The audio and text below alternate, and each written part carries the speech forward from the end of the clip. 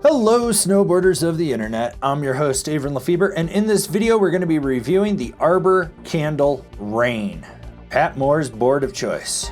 If you don't ride like Pat Moore, this might be too much for you. This board features good old-fashioned traditional camber, so from contact point to contact point you have that arc of traditional camber. That is going to give you all the load, pop, snap, and drive of this deck.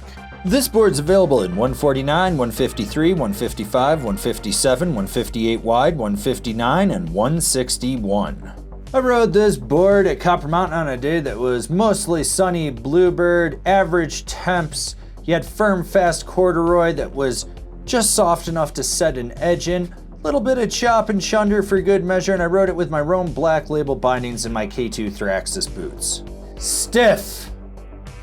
Jesus Christ, this thing is stiff, and I wouldn't expect anything else from Pat Moore. You really don't have much difference in the flex of this board. There's a little bit of give right before the upkick in the tip and the tail, right where the contact points are. Otherwise, it's a uniform flex all the way through this board. Torsional flex, non-existent. You're not ankle twisting this board to steer it. You're driving your hip and all your weight into that board to get it to engage and steer. That's how it is. Now, stability, have you ever said, I just want to run through a brick wall and not feel anything? Good! Here's the board for you. You might get a little bit of micro chatter out at the tips, but it's pretty much gone by the time it hits the inserts. You're really not feeling anything with this board. It's damp and smooth and stiff. So stiff. With very minimal load into that camber, you can get this board to boost you to the moon. I mean very minimal load. This board has a ton of camber, so if you aggressively load it, you're going past the moon, maybe to Mars. Someone call Elon Musk because you're gonna make it there first. Seriously, if you're coming into a roller and you let this compress the transition, you don't need to load it. It's just going to rebound and send you higher and further down the run. That happened to me on just about every roller I hit. This board wants to get into the air. Now, if you're going to go take it to the jump line, even though this is Pat Moore's like big backcountry booter board of choice, you can. You don't have to worry about hitting monster jumps. I don't know why you'd go hit small and medium ones. You're wasting your effort with it. This board's gonna overload those lips and just turn them into launch ramps of death. So go to the big line and send it. It's gonna be stable on the landing. You don't have to worry about it. No, just no. Unless you got tree trunks for legs and you ride with more authority than that rental mall cop that used to kick you out from skating the pavilion, you're not buttering this thing. You're not pressing it. It takes a lot of work. I tried, and it just wants to revert around. You're gonna give yourself a full body workout with it. Oh, you're gonna go hit some rails with it? Stick to 50/50s. You'll thank me for it later. And if you go sideways, be aware, it's just gonna be a teeter-totter. You're balance boarding right on top of the feature. That's it. It's not cradling. It's not hugging. It's balancing right on top of it because it's that stiff. You haven't subscribed yet? What's your problem? You know you want to. Do it. Click the bell, get those notifications. That way you're not missing any of the videos we got coming out for all you snowboarders of the internet. On edge, this board cuts through everything in its path with no remorse at all.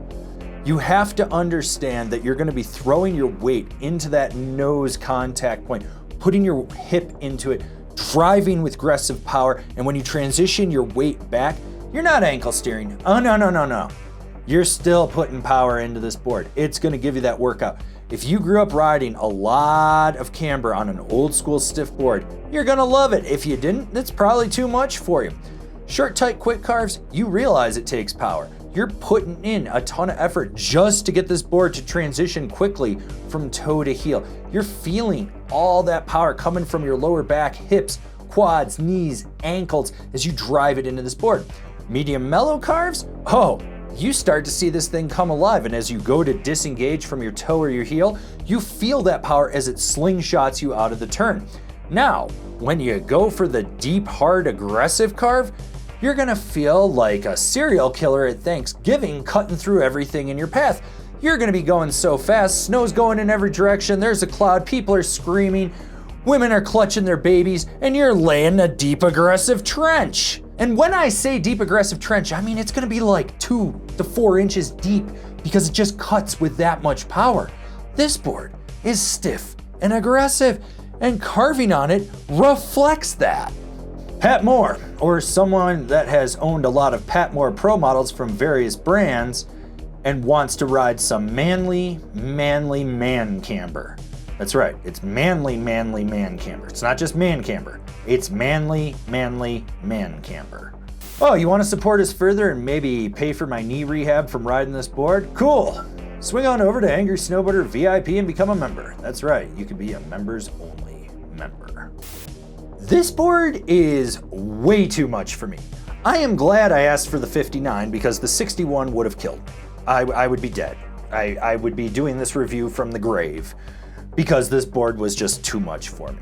It has been a long time since I've ridden a board this aggressive that just loads up, absorbing the transition of a roller and then boosts you to the moon. Seriously, the first roller I hit, I was probably 6-7 feet in the air and took it like 20 something feet down before it just suction cupped to the groomer. I mean, this board is insane. It is not going to be for everyone. It is a straight charger. And if that's what you're looking for with manly man camber, then yeah, go for it. But this board is out to kill you when you ride it, and that's not a bad thing. We need more boards like this. There are guys that demand it. Is it for me? Oh, hell no. Hell no. I am old and decrepit, and I am totally fine with that. Comparable boards: the Capita Aeronaut, the Amplid Pentaquark, the Ride Commissioner. Yeah, the Commissioner is like this. Binding recommendations: the Arbor Cypress, the Union Atlas Pro, the Bent Metal Solution. I'm also going to throw the Ride A10 on that list. All right, this has been my review of the Arbor Candle Rain, which is probably too much board for most of you people watching this, but hey, if you were intrigued by it, why don't you go check out one of our other reviews from one of the comparable boards.